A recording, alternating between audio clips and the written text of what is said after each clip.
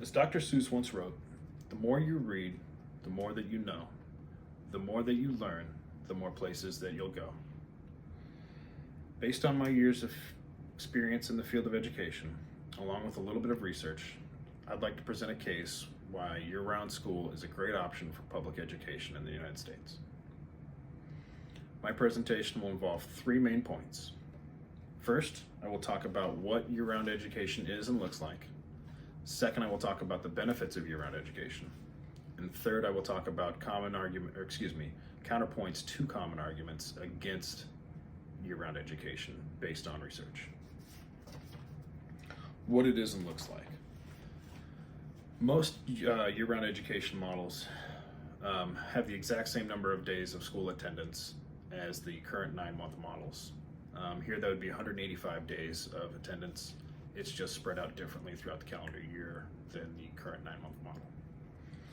Many year-round education models employ a 45-15 model, which means that for 60 days of time frame, the first 45 days or 9 weeks are spent in instruction, and the subsequent 3 weeks or 15 days are spent on break.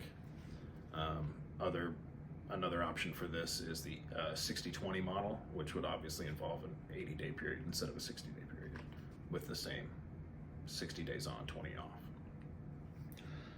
Another option or another model of education for year-round schools is the staggered system, which typically involves a multi-track system. An example of this would be dividing the student population into 4 groups and only having 3 of them attend at any one time, with that 4th group on break, and just rotating which group based on either your 45-15 model or your 60-20 model, which group was on break at each time. In 2019, a study from Youngstown University examined benefits and attributes of both single-track and multi-track systems. They found that both had definite benefits to their setups. The main benefit of the multi-track system is that it greatly helped with overcrowding of public schools by limiting the number of students attending at any one time. Another attribute of year-round education is that students would still have 1 long month off for summer, in which they could enjoy the outdoors in North America, the nice outdoor weather.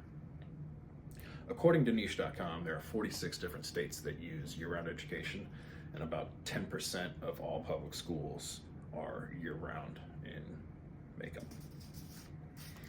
Next, I'd like to talk about some of the benefits of year-round education. Shorter breaks would lead to less summer loss, less recovery time, and less review time.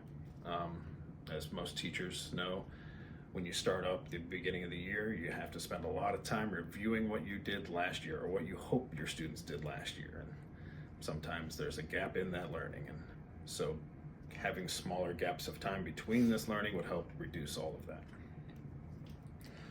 Another benefit is that it would allow for more consistent childcare for families and working parents. A third benefit is that families would still be able to take trips and vacations during the school year and not have to wait until the consistently larger times available, like the winter and holiday breaks on the 9-month model. Students who receive free and reduced lunches would benefit from having to spend less time between opportunities to receive their lunches. They would have smaller gaps of opportunity where they could not receive that. As my 2nd grade nephew said, I guess I would get to see my friends more, which is nice. This model also helps to alleviate teacher burnout by giving more frequent, sizable breaks instead of making them wait until the summer in order to be able to relax.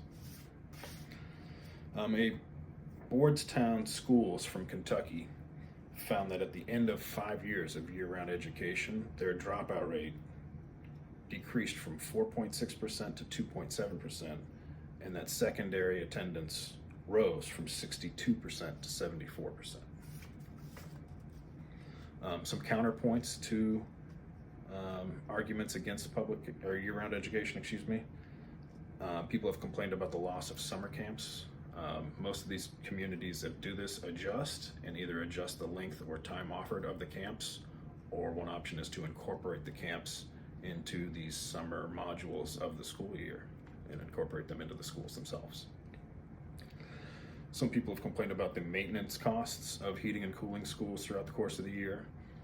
Energy studies have found that the costs to reclimatize the buildings back to their habitable temperatures requires more energy than simply maintaining these costs throughout the school year. Another third complaint is that teens should and or need to work over the summer. And while certainly industries would need to adjust, maybe there wouldn't be quite as many lifeguards available at the same time. One option is to implement this system in elementary schools to start. Thus, it would not affect the teenager population of employees.